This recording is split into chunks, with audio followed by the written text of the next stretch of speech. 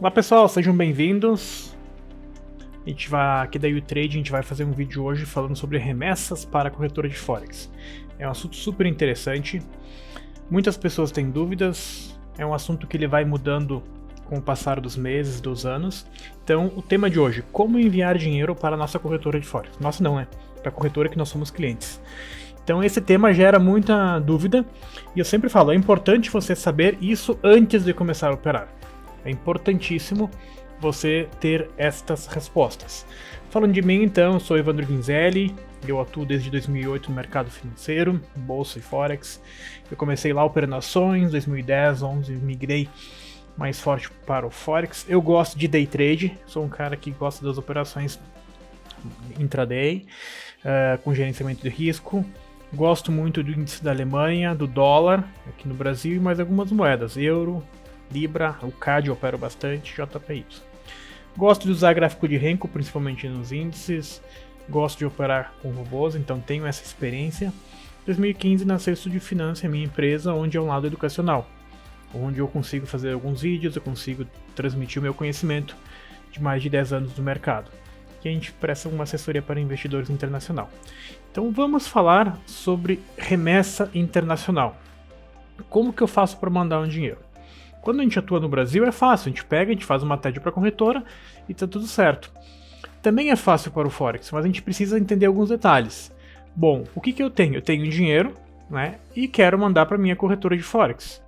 Então eu preciso transformar o meu dinheiro em reais na minha conta lá fora. Normalmente o brasileiro usa em dólar, mas você pode ter conta em euro, contas em moeda como libra. Eu coloquei aqui como dólar, que é o principal que todo mundo usa, tá? Algumas pessoas que eu conheço usam euro porque tem uma vida na Europa e aí quando vai gastar já gasta em euro.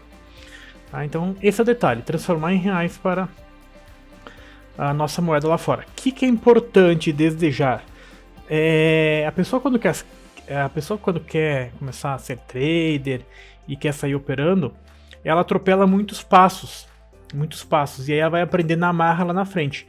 Então um dos passos é começar a entender sobre regras bancárias, entender o que é um cadastro, entender o que é legítimo, o que é fraude. Se você entender isso, você evita um monte de possíveis problemas, possíveis fraudes. Então, é importante entender as regras do Banco Centrais, cada um do seu país. Se você mora no Brasil, entenda a regra do Banco Central do Brasil. Se você mora no Panamá, entenda a regra central do Panamá. Se você mora nos Estados Unidos, se você mora em Portugal, conforme o país que você morar, entenda as regras. E aí, diante disso, os bancos centrais estão aí para regular as instituições financeiras, para não virar bagunça. Então, procura conhecer as instituições que são oficiais, são regulamentadas para o envio do dinheiro. Tá? Infelizmente, todos os países, todos os mercados têm brechas para algumas coisas que não são regulamentadas. Fuja disso. O que é importante saber sobre a regulamentação? Eu chamo sobre o envio, eu chamo de logística, tá? Há alguns anos já eu falo sobre logística financeira, a logística do dinheiro, e a gente tem que aprender antes de iniciar as operações. É muito importante isso. Por quê? Porque a gente vai para o mercado financeiro para fazer operações para obter lucro. E conforme a logística que você mandar e a remessa que você fizer, você já vai estar comprometendo o quê? O teu lucro, tu já vai estar comendo o teu lucro, já entra num processo caro. Isso não é o que a gente quer. Se você conhecer um pouco sobre logística, como mandar dinheiro, tu pode avaliar a corretora, tá? Por quê? Porque quando a gente olha uma corretora e a gente sabe o meio de recebimento dos fundos, a gente consegue saber se ela está dentro das regras mais claras ou não. Olha que interessante, né? E normalmente a pessoa vai aprender lá na frente. E eu sempre falo, fazer o certo não é custo. É determinante para o futuro negociar valores maiores, porque a ideia de ir para o negócio no mundo financeiro é começar com um valor menor, tendo consistência e lucros, você vai aumentando, como qualquer negócio. Então, desde já eu falo, faz o certo, faz documentado que não é custo. E você já tem que pensar o programa para retorno do capital, importantíssimo. Então, quando você vai ter retorno é que você vai ter surpresas. Se você pensar tudo isso antes de mandar, você não tem dor de cabeça, a coisa fica mais simples. Como que eu chamo de logística, pessoal? A logística, para você entender, funciona assim.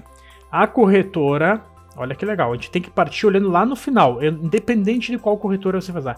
A corretora vai identificar de onde o dinheiro foi enviado.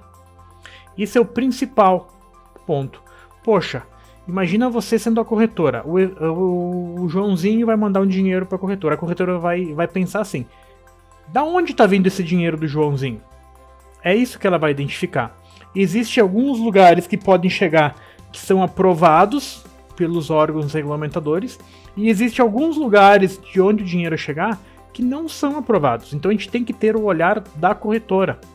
Aí facilita bastante pra gente. Tá? Então eu fiz um desenho.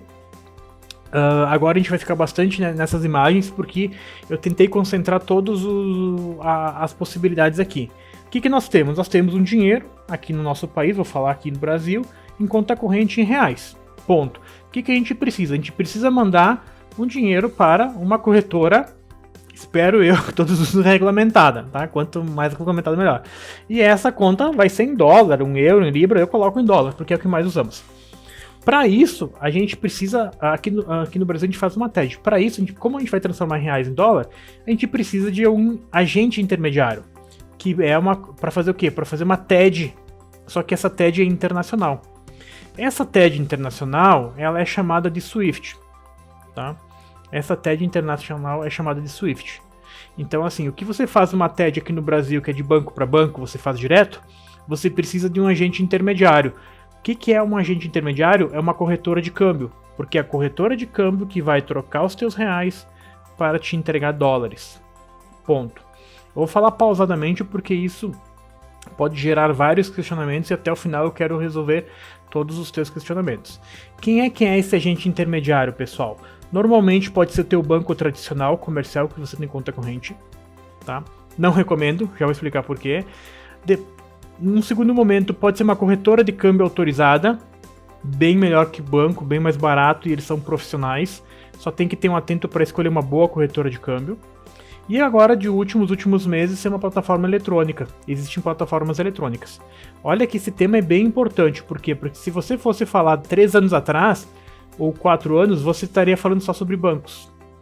E aí, rapidamente, as corretoras se especializaram e mandaram, e agora novas plataformas já estão chegando. Então é um tema que, de 3 anos atrás para 2020, já mudou. Tá? Então são essas as formas. Todas as formas que você utilizar, você está correto, tá, pessoal? Está correto. O que você vai avaliar aqui? É o trabalho e o custo. Tá? Então, normalmente, o custo funciona conforme a instituição. Eu já vi bancos tradicionais cobrarem $150 para mandar uma remessa. Normalmente as corretoras de câmbio cobravam $50 para a pessoa física. Conforme o valor que você manda maior, eles não te cobram, ou $20 no mínimo.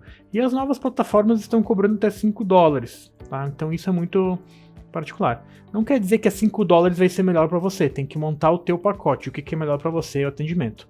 Tá? Evandro, quais as melhores opções na tua opinião? Corretora de câmbio autorizada e plataforma eletrônica hoje. Tá? A corretora de câmbio substitui super bem os bancos tradicionais. Porém, os bancos tradicionais podem ser que em algum momento venham ser competitivos. Ok? Então vamos lá. Então esse é o caminho, tá? A gente precisa de um agente intermediário.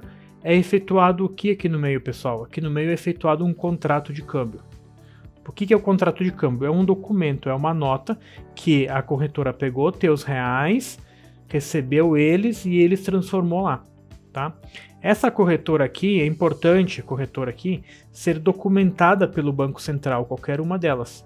Por quê? Porque normalmente os bancos já têm a corretora deles, é tranquilo, tá? A corretora de câmbio, ela tem algumas que tem lojas de shopping, de rua, e outras não. As lojas de shopping de rua, algumas são regulamentadas, outras não. Então você tem que se questionar rapidamente. E as carteiras eletrônicas, muitas não estão regulamentadas e algumas estão regulamentadas. Então se questione sempre. Tá? O que eu preciso que você entenda? Que tu vai ter reais, vai passar por um agente intermediário e vai chegar lá em dólar. Sempre vai ter um agente intermediário. Ok? E aí, o que a corretora vai entender? Vai entender que se você mandou o dinheiro para cá, da onde o teu dinheiro veio, ou seja, se o teu dinheiro veio para cá, ela entende o quê? Que quando o dinheiro sair da corretora, ela retorna pelo mesmo caminho. Opa, atenção lá. Por isso é importante estudar antes. Tá? Vou dar alguns exemplos aqui. Em dinheiro mesmo, olha só. Se você mandou 10 mil dólares, chegou lá na corretora 10 mil dólares. Você foi fazendo trade, você ganhou, você já está no lucro, você está com 12 mil dólares. Tá? Digamos que você resolveu trazer para o Brasil 5 mil dólares. Pagou imposto? Não. Não pagou imposto. Trouxe mais 5 mil dólares. Pagou imposto? Não. Por quê? Porque o imposto é sobre o lucro. Então, o que eu tenho aqui? Mandei 10 mil dólares, retornou 10 mil dólares. Então, até então, eu não tenho ganho de capital. Quando eu trouxer os 2 mil dólares, aí sim, eu tenho ganho de capital. Aí, em cima desse lucro, eu tenho que pagar imposto de 15% sobre o lucro. Tá? Vou fazer uma observação aqui, que é importante, que é o cálculo em reais, tá? Eu dei um exemplo agora em, tá? Eu dei um exemplo em dólar, mas a entrada do dinheiro sempre em reais, tá, pessoal?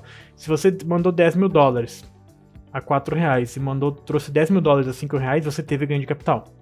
Tá? Então tem isso. Então, você vai pagar sempre 15% sobre o lucro na repatriação do Brasil. Então, quando ele voltar e ele fizer esse processo, você trazer o dinheiro, aqui você vai pagar 15%, não é pago, não é retido na fonte, você tem que emitir uma DARF até o mês seguinte de 15%. Tranquilo? Então essa é a logística, e existe uma segunda logística que dá para fazer, que aí eu tô apresentando porque várias pessoas têm realidades diferentes. Você tem o teu dinheiro na tua conta corrente, aqui no Brasil em reais, e aí você manda para onde? Você manda para uma conta corrente sua no exterior. Então, se for um brasileiro, por exemplo, que tu tiver uma conta corrente no exterior, ou tu tiver uma conta Neteller, ou tiver uma conta Skrill, vou falar mais adiante, você pode mandar o dinheiro da sua conta em reais para uma conta lá fora. Você vai ter os mesmos intermediários, ou seja, tu vai ter a corretora de câmbio, tu vai ter que fazer todo o mesmo processo. A diferença é que ao invés de chegar na corretora, vai chegar uma conta para você. Então, aqui no primeiro exemplo, você mandou de você para uma corretora, aqui você mandou de você para você mesmo, ok? Chegando o dinheiro na tua conta corrente lá fora, você pode fazer o quê? Aí você faz o crédito na corretora. E aí isso é bem importante, porque a corretora ela sempre vai olhar de onde chegou o dinheiro. Ela vai olhar de onde chegou o dinheiro. Por quê? Porque daí quando você pedir o saque, volta pelo mesmo caminho sempre o capital principal. Tá? Então você pode fazer isso, você tem uma liberdade de movimentação maior, certo? E depois que tiver na sua conta corrente no exterior, ou Neteller, ou Skrill, aí você pode trazer o dinheiro para o Brasil, e aí a mesma tributação, 15% sobre o lucro. Perfeito? Então essa é uma logística que acaba resolvendo muitas questões. Tá? O que você tem que atentar bastante, é a forma como o dinheiro chega na corretora. Ponto, é assim que eles enxergam. Tá? E aí eu quero falar um pouco mais sobre as corretoras, o que as corretoras podem mostrar pra gente, para vocês terem. Quando você vai lá na corretora, você abriu conta, vai ter lá quais são os métodos de pagamentos. Então, quando você abrir uma conta corretora, avaliar os métodos de recebimentos, né, que a corretora tem, é bem importante. Você vai pedir para ela, tá, como que eu posso depositar? Tá? E aí você vai ver. Peguei um exemplo da corretora, cada corretora tem os métodos conforme a legislação do seu país. Tá? Então, se a corretora está documentada, regulamentada, Londres, tudo bonitinho, ela tem um método de pagamento. Se a corretora está nas Bermudas, São Vicente e Granadinas, Chipre, cara, ela pode ter muitos mais métodos de pagamentos. Por quê? Porque lá a coisa não é tão rígida, tá? Então vamos lá, eu dei um exemplo aqui de algumas corretoras. Você abre lá e vai aparecer algumas opções. Primeira opção é cartão de crédito. Tá? De cara, eu vou falar, eu não gosto de cartão de crédito. Tá? Por quê? Porque cartão de crédito para mim é uma despesa. E qualquer parte do mundo é uma despesa. Não é um investimento. Então vamos lá. Não é porque a corretora vai aceitar que você tem que usar. tá? Pensa que a corretora tem cliente do mundo inteiro. Então, o cartão de crédito, por que eu não gosto? Porque quando você vai pagar, você paga a cotação turismo. Em vez de pagar, se a cotação comercial tá 5, você vai pagar 5,10, 5,12. Tá? O IOF, quando você manda lá no slide anterior que eu mandei, é 0,38. Aqui você vai pagar 6,38. Então, de cara, você parte com menos 6% no teu investimento, na tua conta. Então, não faz sentido, ok? Então, eu não gosto. Cartão de crédito, algumas pessoas usam para depositar os primeiros depósitos. 250, 500 dólares. A corretora aceita, mas eu não recomendo, tá? Eu acho que já usam outro meio de processador. Algumas corretoras estão aceitando a remessa online, que é uma empresa, uma plataforma online, documentada, então já facilita pelo fato de estar dentro da corretora. Eu acho que é um método que vem crescendo, custo barato, custo baixo, tá? Normalmente, para os valores menores, é o que é indicado que as pessoas estão usando, tá? Então, eu quero mandar $1.000, quero mandar $1.500. Normalmente, até $5.000 é bem prático, tá? Tem menos documento, mais rápido e a cotação tá legal. Então, remessa online é um ponto positivo. E quando aparece Bank Transfer, que todas as corretoras aceitam, é transferência bancária. Essa transferência bancária, são os dados que tu vai precisar uma corretora de câmbio. Então, essa transferência bancária, ou tu usa um banco tradicional, ou tu usa a corretora de câmbio, entendeu? E aí tu tem que negociar a taxa de envio, se você vai pagar $20 ou $150. Normalmente o valor mais de $5.000, que a remessa online fica mais burocrático, você manda por corretora de câmbio, tá? $20.000, $30.000, $50.000, porque daí você consegue negociar uma taxa boa. Tá? Quanto tempo demora? Corretora de câmbio D2, então 2 dias, pegar um feriado no meio de 3, e a remessa online, mesma coisa, tá? Talvez até mais rápido. Outras opções que as corretoras oferecem são as carteiras eletrônicas. Isso é importante, que é o Neteller, o mais conhecido, e o Skrill. É importante falar que o Neteller não é um banco digital. O Neteller é uma carteira eletrônica chamada e-wallet, tá? Onde a gente pode transferir de Neteller para Neteller, ou a gente pode adicionar fundos. Normalmente se usa o Neteller em conta em dólar. Eu recomendo para quem tiver lá conta em dólar, não usa em reais, tá? Por quê? Porque depois você vai ter que fazer uma conversão em dólar e você acaba perdendo. Então é um método muito utilizado, tá? Os dois pertencem à mesma empresa, ao mesmo grupo. Então o que eu falo de um dá para falar de outro, né? O Neteller e o Skrill. Neteller tem muito mais liquidez, muito mais brasileiro usando. O que tem que cuidar? Tem que cuidar o seguinte. Se você vai fazer direto no Neteller, tem que ver a cotação que você vai pagar no envio e no retorno. Tá? Se você for fazer uma transferência entre carteiras, você vai comprar a moeda de outra pessoa, tem que ter confiança. Tá? Ponto positivo, Neteller é de uma empresa gigantesca, tem liquidez e é regulamentada pela FCA. Tá? Então é um ponto positivo. Ponto negativo que eu acabei não falando aqui, que tem que cuidar, é para você fazer, tá? Tem que cuidar, atenção, na declaração. Tá? Isso é importante. Aí cada um sabe da sua vida, tem que fazer a declaração. Então todas essas situações são o que normalmente se recebe, tá bom, pessoal? E agora o que eu queria colocar para vocês? O que evitar. Que mostrei os meios de pagamentos, quanto custa, qual é a logística, o que é para evitar. Isso é minha opinião pessoal, buscando sempre a qualidade, a segurança do nosso capital, tá? Então muita atenção. O que evitar? Depósito por boleto bancário. Tá? Quando eu mostrei lá no começo, que a gente tem um caminho do dinheiro e passa por um agente intermediário, aqui, se tiver qualquer problema no meio do caminho, tem origem, aí o dinheiro retorna. Se você paga um boleto bancário, o dinheiro vai para onde? Ele vai retornar como depois, entendeu? Então, um boleto bancário elimine, tá? Elimine corretoras que tem boleto bancário. Por quê? Porque ele pode configurar, inclusive, evasão de divisas, tá? Então, elimine boleto bancário. Cartão de crédito, já falei, é custoso, só para pequenos valores, né? E recebimentos em criptomoedas. Lembre-se sempre, tá? A corretora vai estar olhando da onde veio o dinheiro para depois mandar. Se a corretora for regulamentada 100%, inclusive botei 2 asteriscos aqui, possivelmente ela não vai receber por criptomoedas. porque o órgão regulamentador, o país que ela está, ainda não tem como documentar isso, tá? Então, cuidado com isso. E depósito em conta pessoa física em terceira, tá? Muitas pessoas pensam que estão operando Forex e depositam dinheiro pro Joãozinho. Cara, isso não é operar mercado financeiro, isso é uma transferência de dinheiro, tá? Então não caia nessa situação, ok? Tem dúvida? Não sei qual banco usar, não sei a corretora? Consulta o Banco Central. Tá? A gente tem o hábito muito pequeno de consultar o Banco Central. E é incrível as informações que tem no sistema bancário brasileiro. Ah, Evandro, mas eu quero fugir. Não precisa fugir, você pode fazer tudo certinho. Tá? Essa é uma outra recomendação. Se dá para fazer alguma recomendação no mercado financeiro, é essa. Tá? Realize todas as operações documentadas no teu imposto de renda e na Receita Federal. Tanto em Bolsa de Valores quanto em Forex. Por quê? Porque a gente faz todas as transações eletrônicas. O mercado financeiro é todo eletrônico, é todo rastreado. Então, na minha opinião, você fazendo tudo certinho, você fica com a consciência tranquila, você paga sim o seu imposto, que é maravilhoso pagar o imposto, porque é sinal que você está tendo lucro, né? Contabiliza o teu custo de imposto dentro do teu projeto como trader empresa, tá? E tu evita dor de cabeça, tá? Então, basicamente é isso. Eu quero deixar para vocês os nossos contatos, o meu Instagram é Evandro Guinzelli, da Estúdio Finance.